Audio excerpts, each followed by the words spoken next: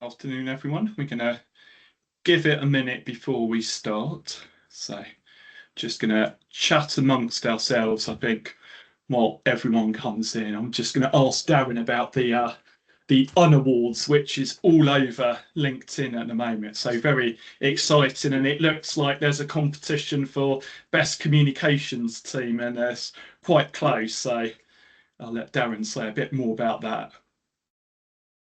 Thanks, Dominic. Hi, everyone. Nice to see you. Yeah, sorry for filling LinkedIn with unawards spam, but yeah, it's. I always forget how much work it is. It's ever such a lot of work, and that isn't to get sympathy because I love doing it, but it is a lot of work. So at the moment, we've got the public vote is open until Monday evening, midnight it closes, and we've had more votes in 4 days than we had in the whole of last year. So it's really taken off this year. So there are 3 categories: best comms team, best guest blog post on the website this year, and there's a lifetime achievement on award as well. So there's 3 categories that the great British public choose who wins. So yeah, best comms team. I just looked before we came on, and there are 5 that are so close. There's about 10 votes between 5 teams. It's horribly close. So I'm getting really distracted looking, and yeah, I'll be carrying on looking and getting distracted until midnight on Monday. Excellent. Well, we look forward to seeing who the winners are going to be very soon on the 5th of December, I believe. Yeah, just as people are coming in, if you can make sure you're on mute, that'd be great. I think there's just a bit of background noise that I can hear. So just waiting for people to join. So while we do that, I'm just going to share my screen. Just going to ask you to a very quick question just to get everyone started, as today is all about behaviour change, and hopefully the magic will work and you can share my screen. Just going to get you to have a quick think about how many pieces or bits of information do we process in a second? So either consciously or unconsciously, just have a think and have a guess as to how many you reckon that is, and just pop in the chat if you want to have a guess about how many bits of information do we process in a second, either consciously or unconsciously. I'm going to ask Lindsay and Darren what they think as well. Have you got any thoughts, Lindsay, Darren? Honestly, I haven't got a clue. So okay. I'm going to say consciously about 5 and unconsciously maybe 50. Wow. I feel under pressure now. I think consciously I know it's 3 for me, and that is currently the unawards, what's for tea tonight, and what's the thing I'm actually meant to be doing. So it's only 3 for me. Unconsciously, not a clue. 30. Right, well, I will reveal the answer in a second. Slightly concerned. We've been having a number of problems with Teams. So I'm slightly concerned that I can't see any answers in the chat. So I'm hoping that chat is working and Q&A as well, because we've had quite a few issues with updates to Teams. So, excellent, good. No, we do have an answer. So that means that chat is working. Excellent. And after the Cloudflare outage earlier, we've had lots of different problems. But 10 consciously and 60 unconsciously. Any other guesses? And then we'll close it very soon and I will reveal the answer and we will make a start.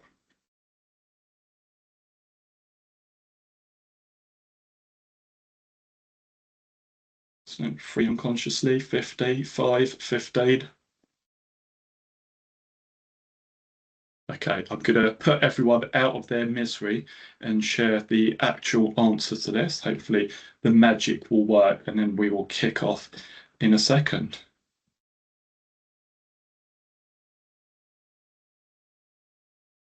Okay, there we go. So the actual answer is per second, we apparently process 11 bits of information consciously, but unconsciously it's 11 million bits or pieces of information. So that's what neuroscientist Dr. Jack Lewis would say. But there's quite a lot of debate in the scientific community about this. So this is not a 100% accurate figure, but this is what people think and what scientists potentially think. But it's a lot of information, but a lot more unconsciously than consciously. So what I'm going to do is we are going to make a start and kick off. So thank you very much for coming along today. If you don't know me, I'm Dominic Ridley-Moy and I run the Behaviour Change Network. So I'm just going to say a little bit about myself, share some stories about who I am, and say a few things about me that make me who I am, because we all like stories and all those things resonate really, really well because it's hardwired into us since primeval times. So I have 2 kids. I really like coffee, like indie music, although my kids don't really like it. Also a big fan of Lego. And again, that's something that my kids don't really like so much these days. And so now I'm the only one that builds it in my house, unfortunately. Also have ADHD, was diagnosed at the age of 46 and really passionate about this. And today is all about going to be about all things housing and sorry, a bit of a cold at the moment, all things housing, and we're going to talk very much around the challenges that you're facing in your organisations about communications and housing. So really excited also to have Darren and Lindsay with us today, who we're going to talk a bit more after me. So I'm going to kick off and talk about all things behaviour change. Lindsay's going to talk much more about trust, and then Darren's going to finish up and talk about all things social media and engagement. So that's the plan for this afternoon. So just to say a little bit more about my work. So I'm on the Behaviour Change Network, and my work is all about these 3 things: about driving positive behaviour change, saving you money, particularly around service redesign and communications, and also delivering better impact and measuring change, so you can really think about the outcomes in your organisations and the impact that you're having there.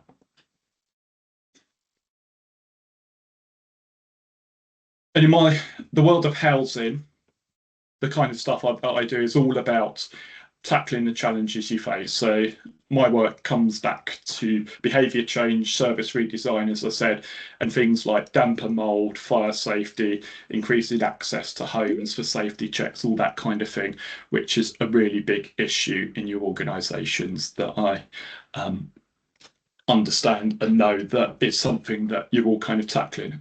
So today I'm going to talk very much around the principles of behaviour change. So how can you drive positive behaviour change and deliver more impact? And I'm going to talk about 3 different topics around the theory, the frameworks that you can use in your organisations, about how you can influence and drive behaviour change, and a little bit about working together and what you can do in your teams that isn't about working in silos, and be much more joined up to tackle the kind of issues that you're facing today. And before I start, just wanted to say that there will be time for questions at the end. So if you have any questions as we go along, do pop them in the chat. Today is being recorded and it's available for CPD points if you are a member of the Chartered Institute of Public Relations. So first up, just going to say a little bit about the theory, why this is so important, because for me, without understanding this, you won't know what behaviours to shift. And also, as we're going through, I just want you to have in mind thinking about what is the behaviour. And the definition from the Government Communication Service is that behaviour is an action that people take. It's something that's observable. So examples will include things like reporting damp and mould, evacuating a building during a fire, using a heat pump, all those kinds of things. And for me, this is really important Because often the most successful behaviour change campaigns are very clear and specific about what you need to do differently. And having clear actions is really important. And I'm sure Lindsay's going to come back to that a bit more when she talks as well. So where do you start? So if you've heard me speak before, you'll know that this is one of my favourite frameworks, which was developed back in 2011 by UCL, called COMB, and it's a really good place to help organise your thinking. So do read more about this and use this if you're not using it already, and I can share some links to that afterwards as well. It's good to plan your communications, redesign your services, and think about how you can change behaviours positively. And there's 3 bits to it around capability, opportunity, and motivation. So what the model argues is that there's 3 things, 3 components to change behaviour, and you need all 3. So the first is often the obvious one and the easy place to start, around capability. So this is about knowledge, understanding, memory, decision making. So do your audiences have the right knowledge? Number 2 and 3 is where it gets interesting. So number 2, opportunity. This is about physical opportunity. So do your residents have the time, the resources, what's happening in their environment, what physical cues are going on, and how does that help change behaviour? Also, what are people around you doing? How do you use people's friends, family, neighbours, peers, that social opportunity? How does that make a difference? And then the third and final part is around motivation. So we'll talk about this much more in a second. And this is about conscious and unconscious thinking, about intentions, beliefs, habits, all that kind of thing. And as I said, the people who created this, they argue that you need all 3 for behaviour to take place. So it's about, number 1, just to recap, that capability and knowledge. Number 2, about having the chance and the opportunity to do it. And then number 3 is about the motivation and making sure that all 3 are present to change behaviours. So that's great as a theory, but what does this mean in practice and how you can use this model?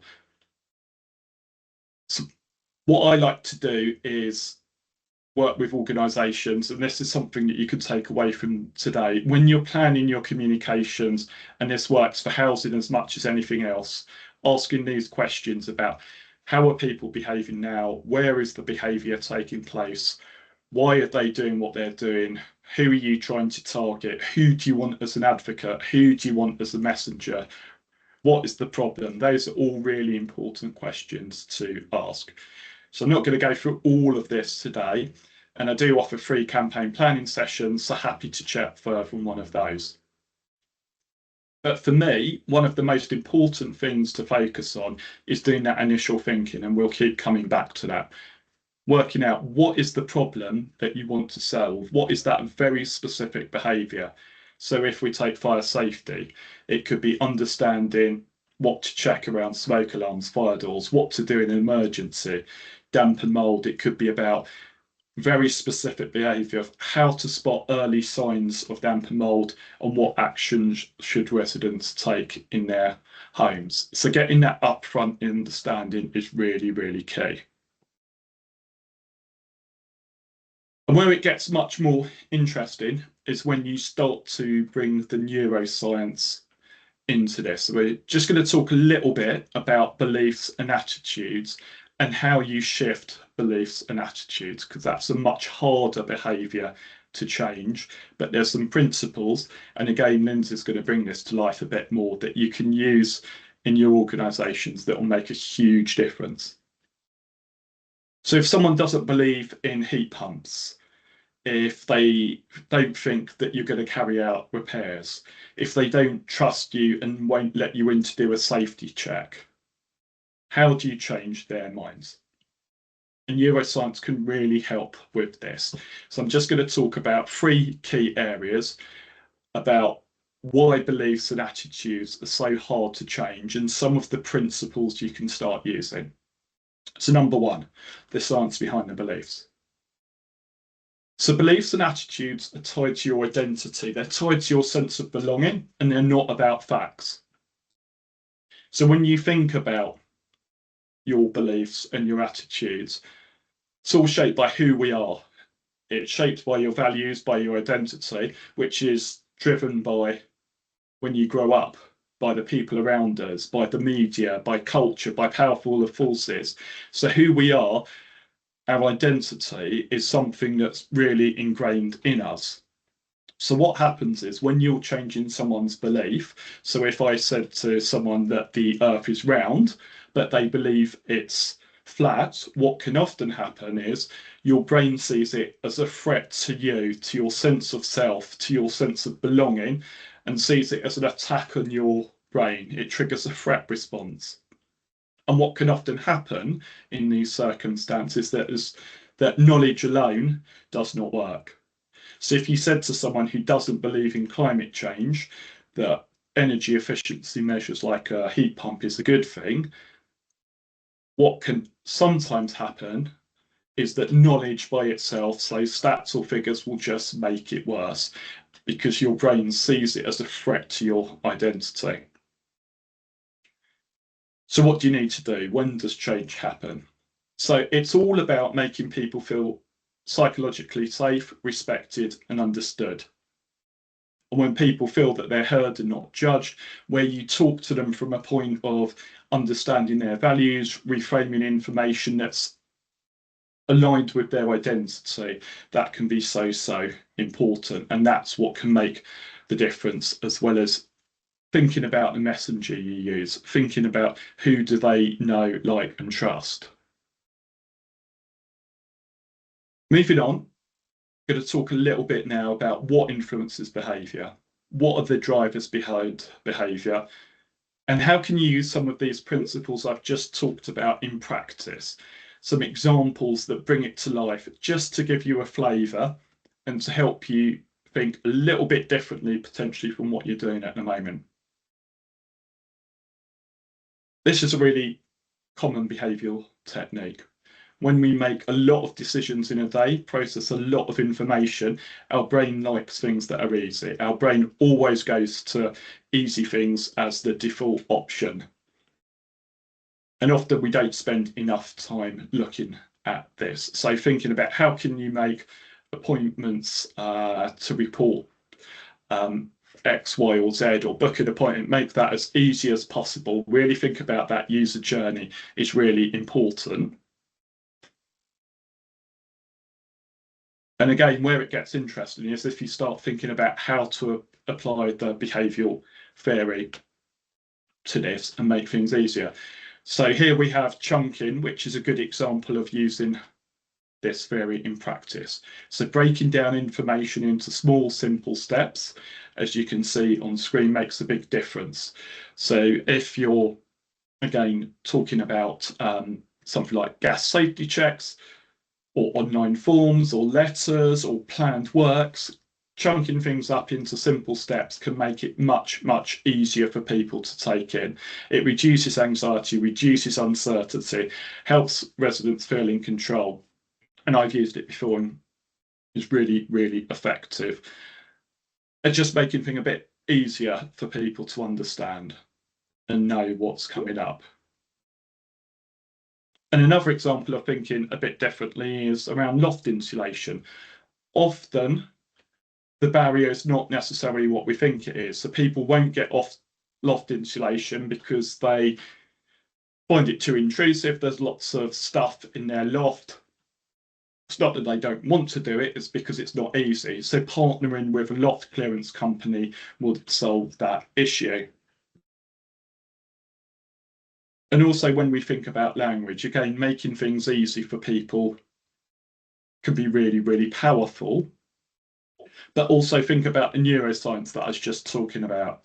So if you said to someone, you must allow access on this day, otherwise we will take action, that's immediately going to get people's backs up. But if you said something like, we are concerned about your safety, it's time for your annual check, you're coming from a place where you understand their values, their sense of identity. And things like energy efficiency works, it's worth thinking about what drives behaviour change. So if you say to someone, energy efficiency works to your home will help save the planet, often, and I know from running loads of focus groups that this can put people off.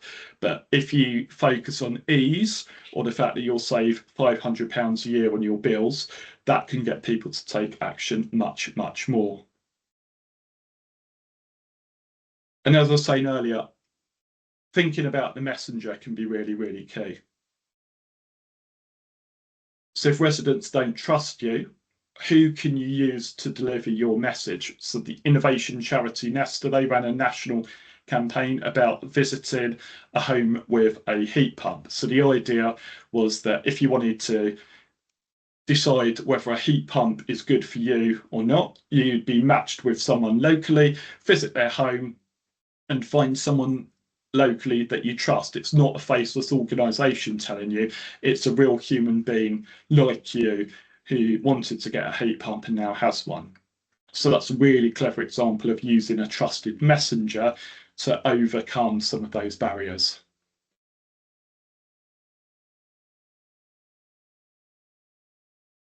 So in those examples, just shared some things that are in some ways quite straightforward behaviours to shift, but a lot of the time a key part of trust and behaviour change is recognising the scale of the problem. So is the behaviour you want to shift easy or hard? Is it simple or complex? Or is there lots of things going on?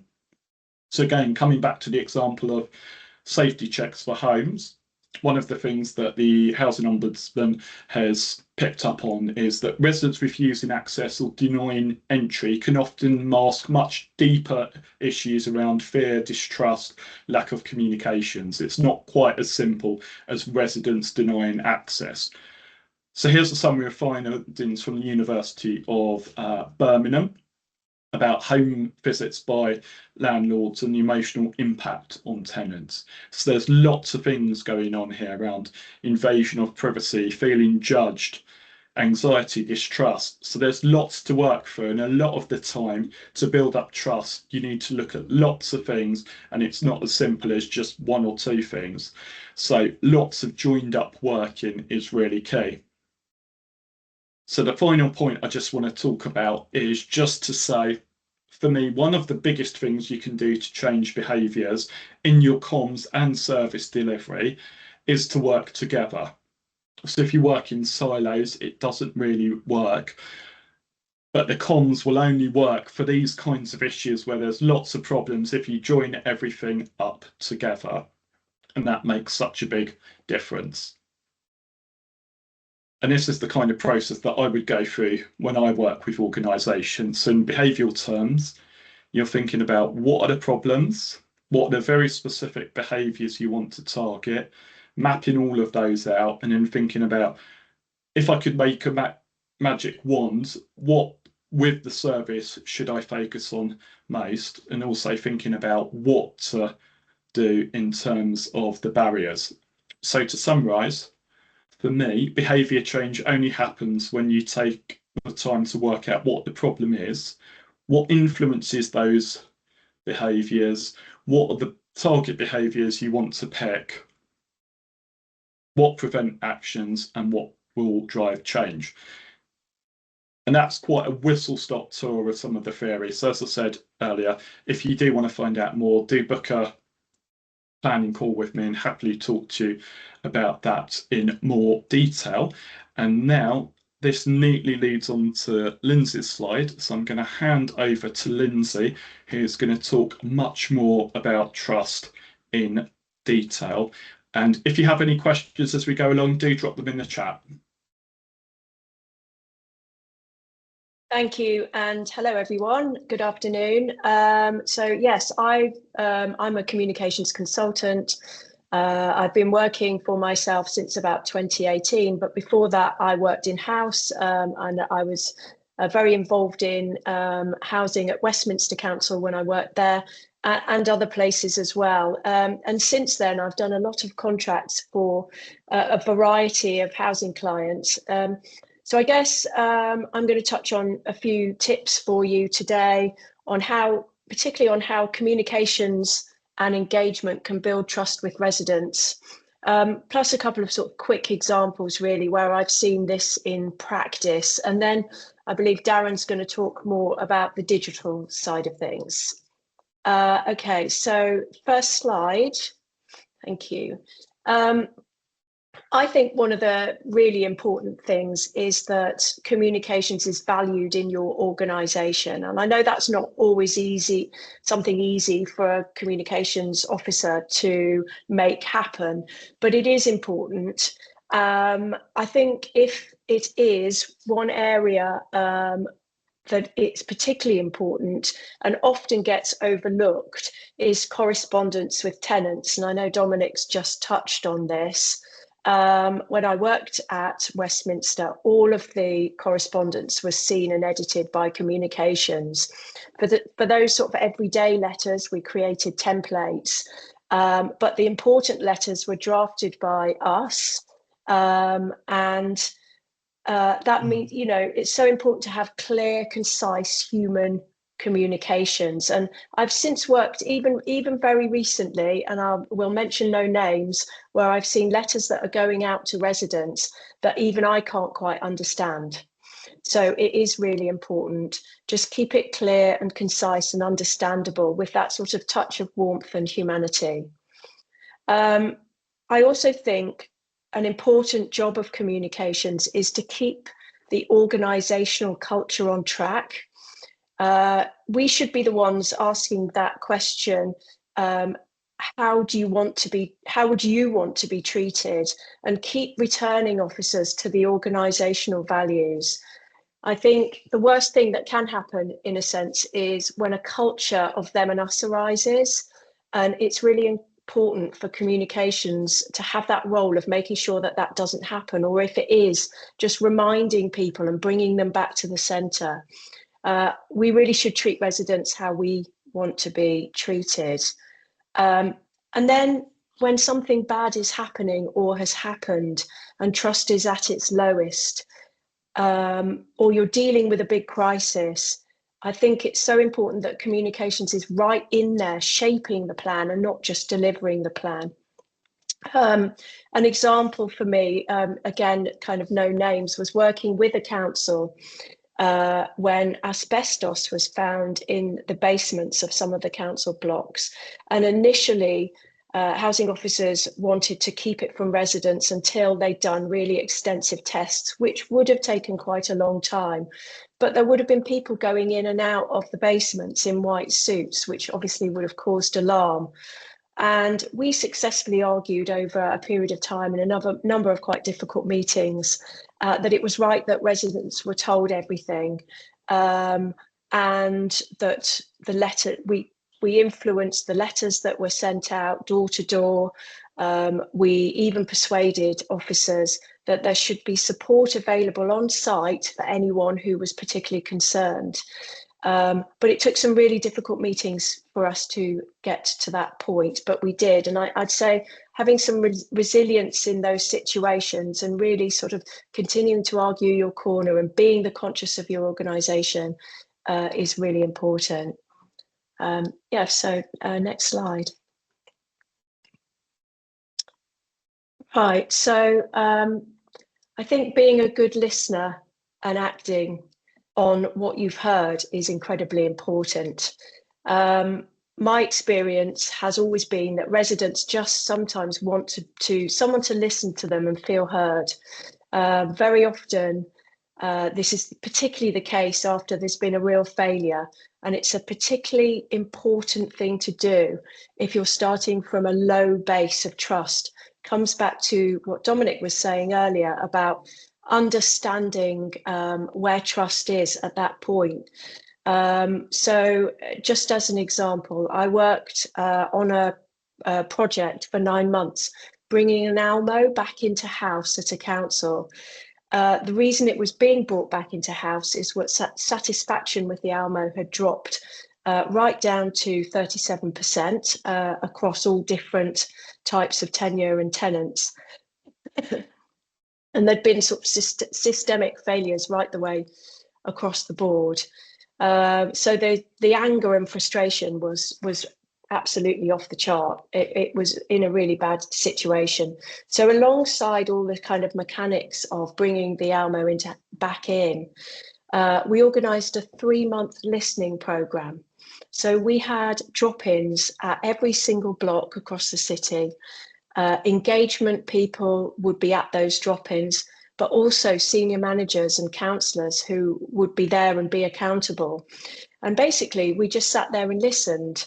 There were lots of general complaints, but also some really personal stories where people felt like they'd been failed and were really emotional about it and very upset.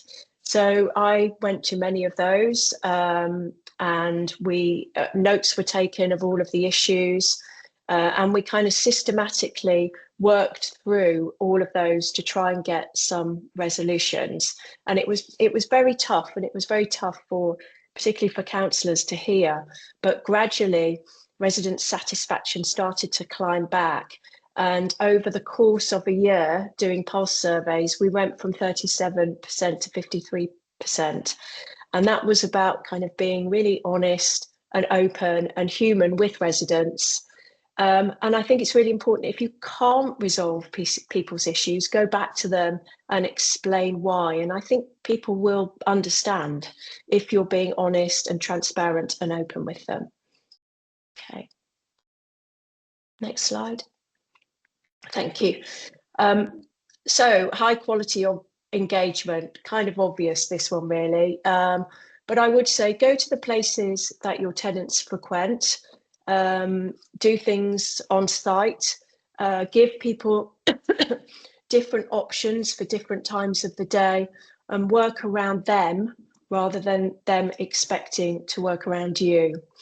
And I'm sure anyone involved in housing who's on the call, you do a lot of this, but make sure that you tie your engagement into fun events. We used to do things like gardening mornings, fun days, we'd have coffee mornings, entertainment.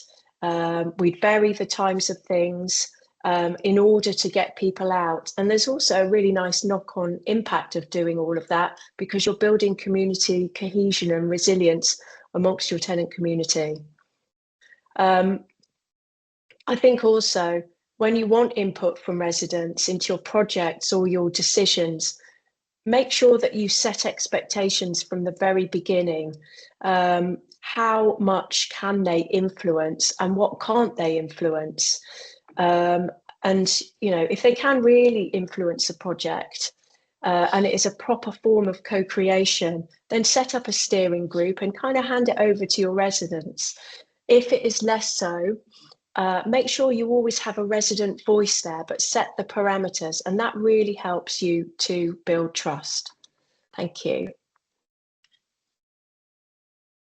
Thank you, Lindsay. Some really great points there. And I think that just goes to show that building trust, especially when it's gone, it doesn't happen overnight. And it's about long, hard engagement, getting the basics right, and just taking the time to listen. So really, really useful tips there. So thank you. And last, but by no means least, Darren. Definitely least. Thanks, Dominic. I'll just open up the slides quickly.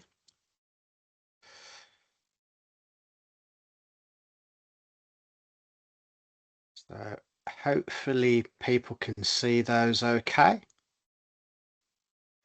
So if anybody can name the band in the image there, if you can put that into the chat, there should be a prize, but there isn't. But if you can put it into the chat, you'll get some kudos for that. So if anyone can name the band. So better engagement on social media was my brief. So we'll talk for the next 10 minutes about that, and then I think we're going to questions on all 3 areas that we've covered today. So quick intro. They always say, don't they, don't put too much information onto a slide, so I've broken that rule, so apologies for that. But yeah, just really quickly, my background is now 29 years in communications. I was an in-house head of comms and director of comms for about 12 years, and then 10 years ago, a bit like Lindsay, set up as a communications consultant. I won't bore you with the rest of the LinkedIn profile, but yeah, so that's me. unawards, those that were on the chat right at the very start talked about that a little bit. And the only reason to mention it again is one, it's top of my mind at the moment, but yeah, it's 2 weeks today. And one of the great things about it is we have a masterclass in the spring. So all of the winners that we've got 2 weeks today will come forward and we'll talk about their winning work and lift the lid on all of the lessons and insights that they've learned at a free to attend masterclass in the spring. So do look out for that one. Right, next 10 minutes. So we're going to talk about really quickly having a plan, which is obvious, isn't it? You've all got a plan, but the importance of having a plan. 2, having great content. Again, obvious to say, but we really do need it on social media right now. 3, going to share some quick kind of top level insights from some deep dive social media reviews that have been taking place. And then just lastly, point you towards some resources which might be of help. So top tip number 1, have a plan. There's many ways to write a plan, isn't there? So one of the, well, a couple that I want to just kind of flag here, which may be useful just to mention to people. In terms of who has good plans for social media, the first one to mention is Manchester City Council. They've been the winners of Best Social Media Account for the past 2 consecutive years at the Awards. So they're a great team doing really good things on social media. And what they've been really good at is understanding how to get good engagement, because I think it's become harder to get good engagement on social media, but 2, how to vary the content by platform. So one of the ways in which they do that, they've got this nifty, brief, but actually really helpful platform plan. So 5 key platforms that they're on corporately, which are Facebook, X, Instagram, LinkedIn and TikTok. And obviously, as we all know, they all look and work slightly differently. The temptation is, and we've all done it, I'm guilty of this, is to do, you know, when you're busy and it's Friday afternoon and someone says, could you just put this on social media quick? That's really unhelpful, isn't it? Social media takes longer than that to do well. And what we sometimes do is that cut and paste, and we just share the same content across all platforms. We know it's not the right thing to do, but actually we see the evidence of this. So one of the things they're really, really good at is tailoring their content by platform. So they understand which users are on which platform. And then they've broken down, you know, which types of content they will share by platform. So Facebook is very much kind of resident or tenant facing. So it's about news and updates. It's about, you know, some of the things that Lindsay touched upon, like events, things to do with the family at the weekend. X is more kind of still that kind of breaking news channel, some of that local political stuff that will go on. Instagram, very different, obviously, and very much picture led. And then TikTok, completely different again. And obviously, one of the things we don't want to be doing is cut and paste in, you know, content from press releases or web articles and just plonking them onto TikTok. We know that won't work. But I think, you know, you're all incredibly busy. And when you've got 50 things on your to-do list, it's really simple for us all to fall into that trap of sharing the same content by platform. So they've been really good at this. A quick example to share of this. This was a spring clean campaign that they ran earlier in the year. So this is a big corporate campaign. It's important to local residents, local citizens, and it's the same campaign, but it looks very different on each platform. So you can see on the left, that's Instagram, which, you know, is very kind of short on text and copy. It's kind of visually done, it's images, it's data. So it's very simple, but very effective. The one in the center is Nextdoor, for anyone that's on Nextdoor. That's more text heavy than the other 3 examples, and a simple static image there. And then the third one on the right is X. And again, that's done slightly differently with a slightly different image. You'll notice the images as well. They're kind of real people doing real things in real places. They're not kind of glossy designs or, you know, kind of assets that, you know, have been heavily designed or professionalized. They're really simple images. And again, that's something that does tend to work well in terms of getting good engagement. The next one, just in terms of plans, if you want broader plans, there's a guide to planning which is on the Comms 2.0 website. This is the most downloaded thing on my website. It's had about 6,000 hits now over the years. So if you want a broader plan to kind of look at social media and how you might pull together a new social media plan for 2026, that might be a decent place to look. So there's a link there to that. Who else does it well? Well, Tower Hamlets in London are they're really good at comms, full stop, but in particular social media. And this, in effect, is their plan on a page for their social media strategy and their top 5 priorities. And again, this is based on research, on insight, and really getting under the skin of what they know works and what doesn't work on social for them. So again, number 1 is what I've just said, placing real people at the forefront of content. This isn't new, you know this already, but the evidence really backs it up. They certainly prioritize social first videos to tell stories, and we'll talk about video in a moment. They're really good, again, a bit similar to Manchester, at repurposing the content across channels. They don't do that cut and paste thing. 4 is tapping into pride and nostalgia, that kind of local civic pride. And whilst we all might moan about our local areas from time to time, there is still huge civic pride in all of our areas, and we can really tap into that with our social media content. And 5, which I think is really important, perhaps doesn't get talked about enough, is that keeping the space to try new things, the innovation, trying a new platform, reading about some algorithm changes and kind of adapting your content to fit in, to test, to see if those changes are true and if it works for your content. So they're really good at kind of the innovation side as well. So second point to talk about is have great content. It's like, well, you know, well done, Darren, stating the obvious, of course. But actually, again, when you're really, really busy, as you all will be, having the time to create great content can be difficult. And we'll come to this in a moment. But there's loads of examples, and we could talk for hours about great content on social media. We've only got time for one here. So I've gone with one of my all-time favourites, Doncaster Council, who I think years ago really kind of set the bar, the gold standard, if you like, for great social media content and how to get good engagement. So this is an example really. This is about, here they were wanting to encourage people to report graffiti in and around the city of Doncaster, but it's quite a dry, serious message, isn't it, that in truth won't get a great deal of engagement. So what they've done here, they've spotted an opportunity and they've tackled an awkward issue by jumping on some trending content. So on the day, Banksy was trending and it was all over social media with their latest piece of graffiti art.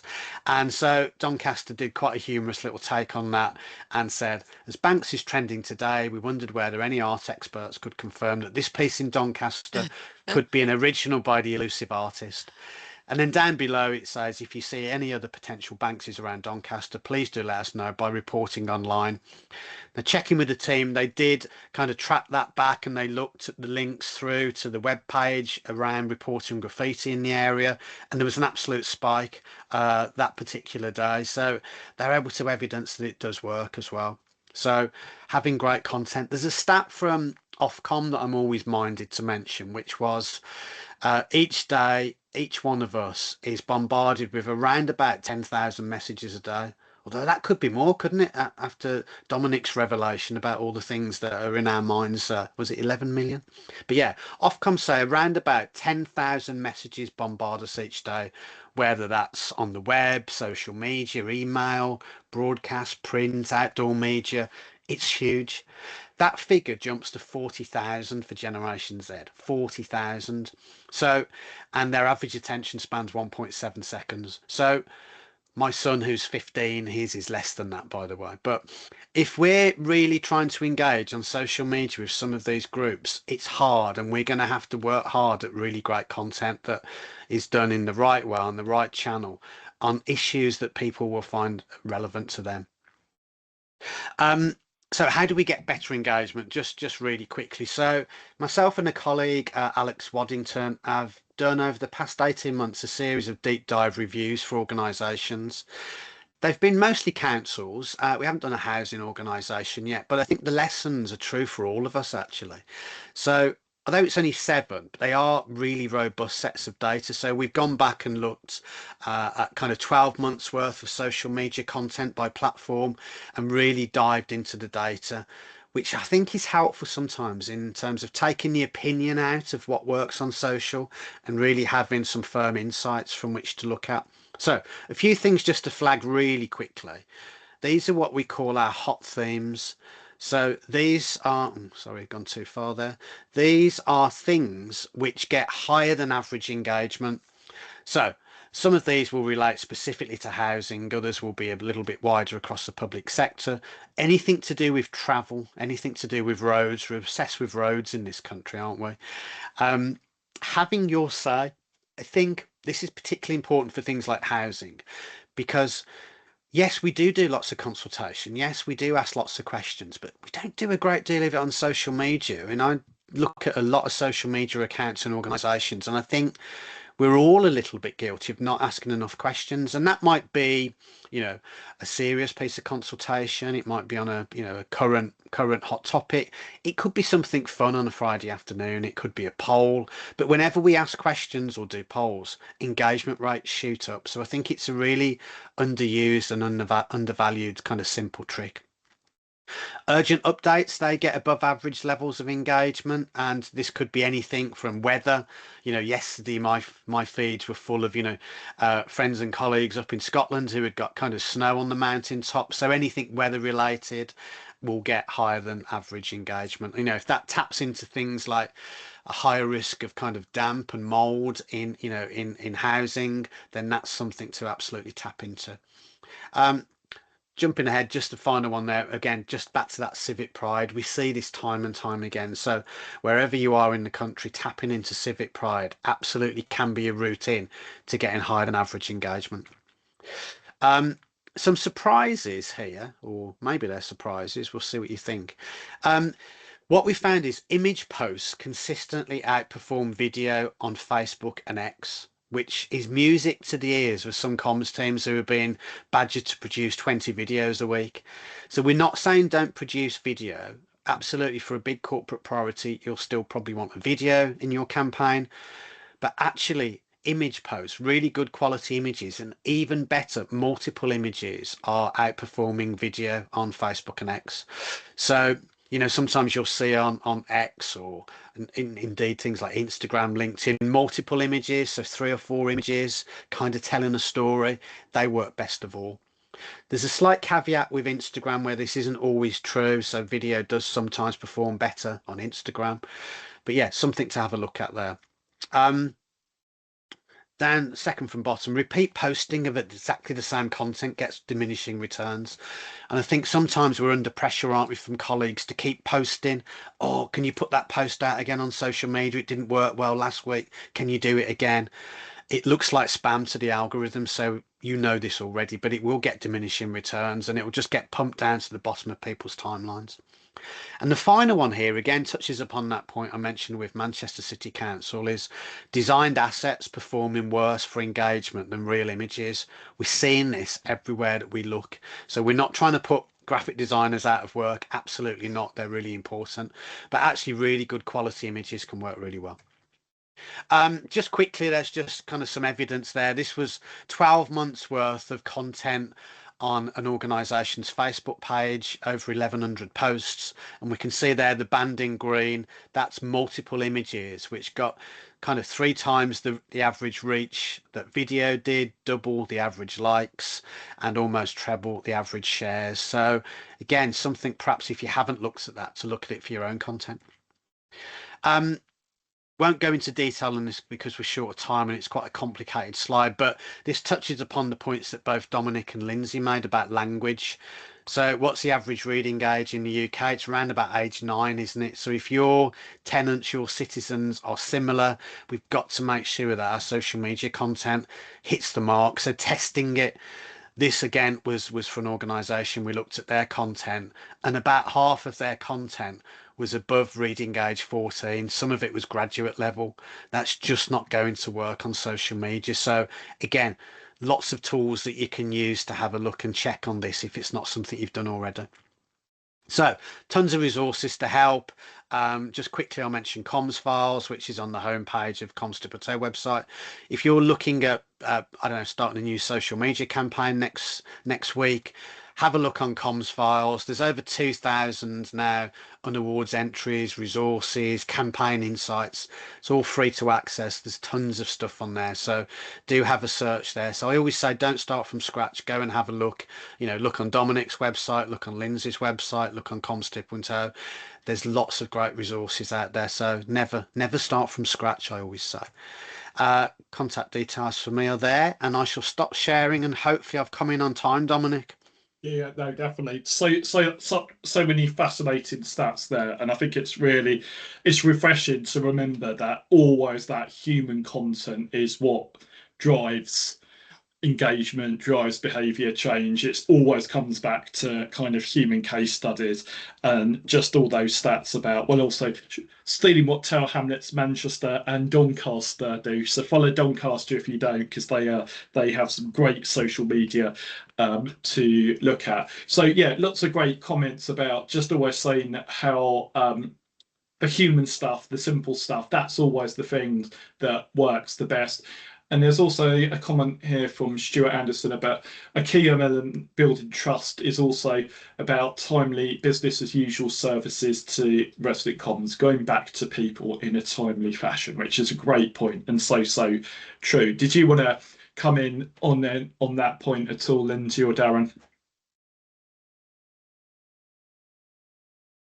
I think we can. Shall I do that? Yeah, go on, Lindsay. Do you want to?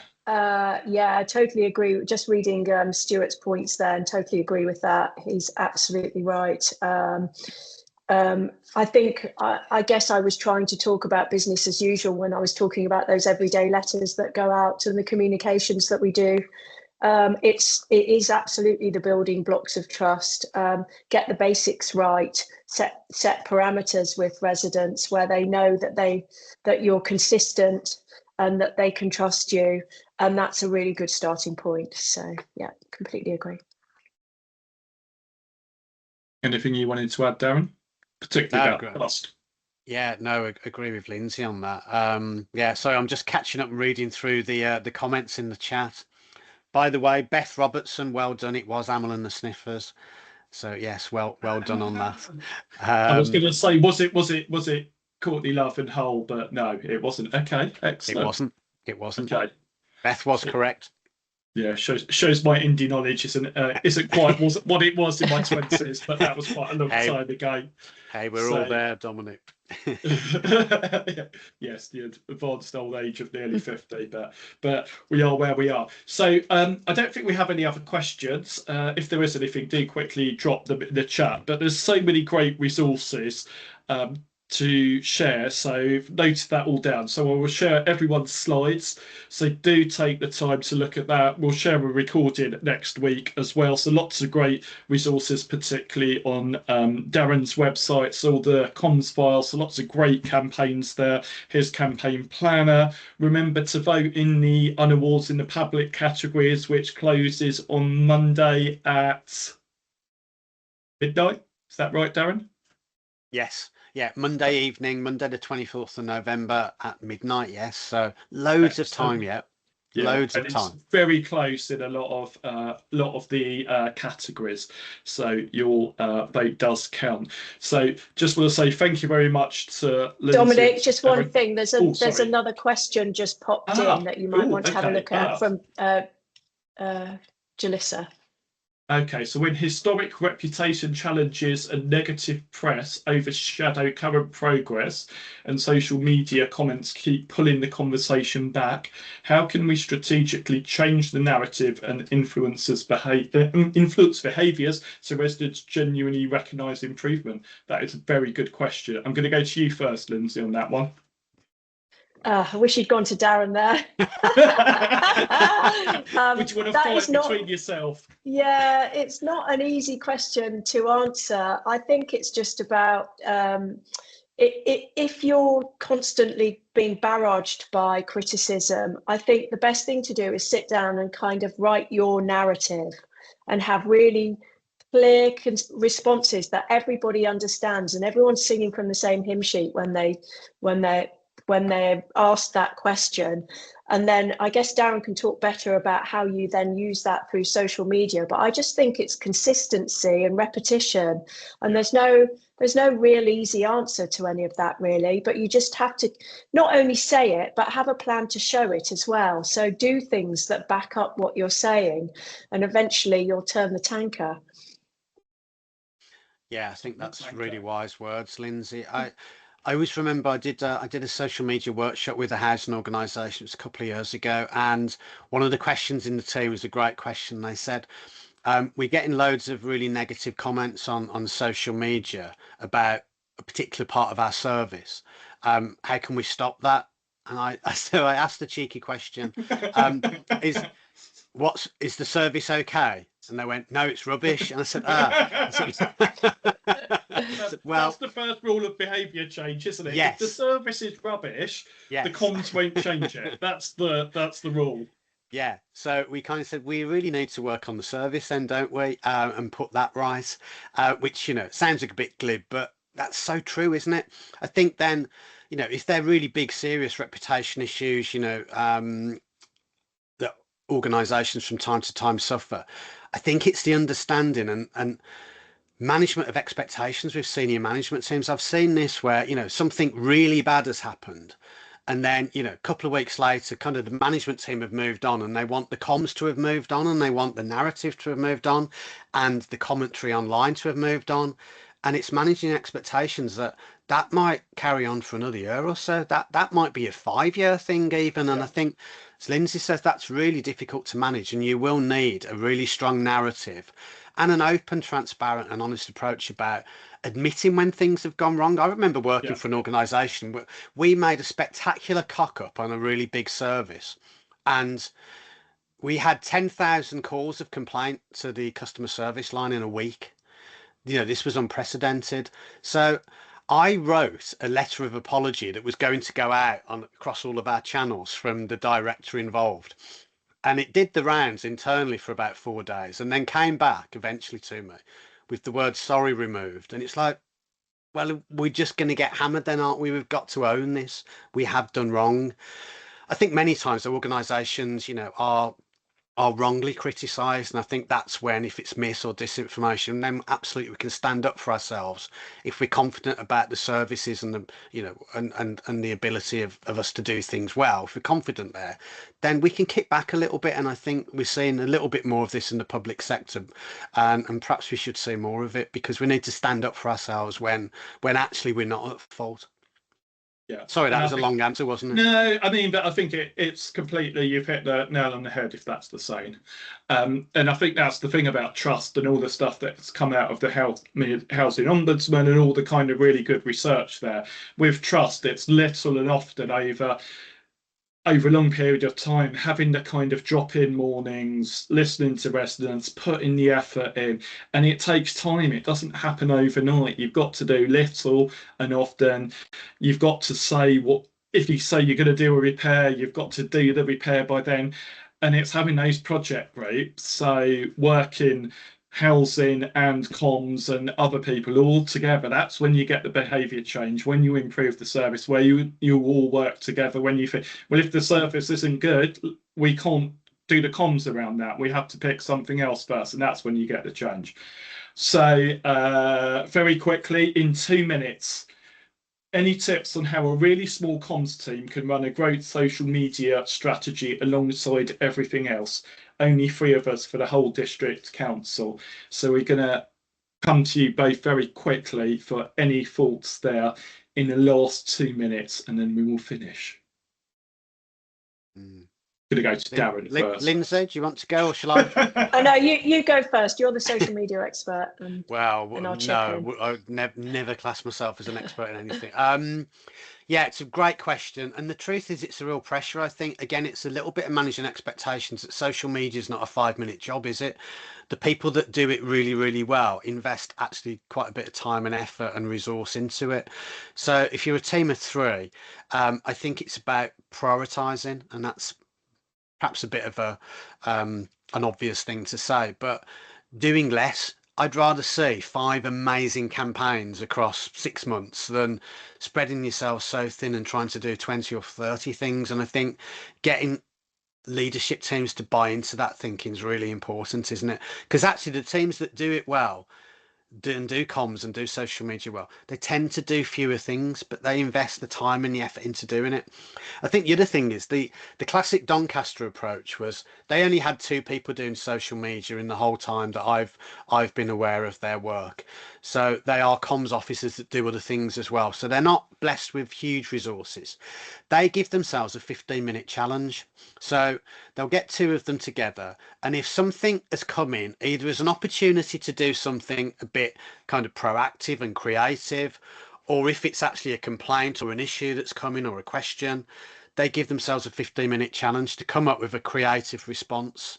And then one of them will go off and, and create the content and share it. And if they can't come up with something in 15 minutes, then they'll just do the standard straight back normal corporate reply that, we've all done. So I like the 15-minute challenge might be something to try. Thank you. I'm just going to summarise very quickly and then we're going to finish because we're right on 2 o'clock. So just to summarise what Darren said, which works across everything that we've just talked about, is have a plan, get senior management buy-in and say no to people. On that note, I'm going to say thank you very much for coming along. Enjoy the rest of your Friday afternoon and have a good weekend when it comes. Bye, everyone, and see you soon. Take care. Bye, everyone. Thank you. Thank you. Bye. Bye. Bye. Thanks.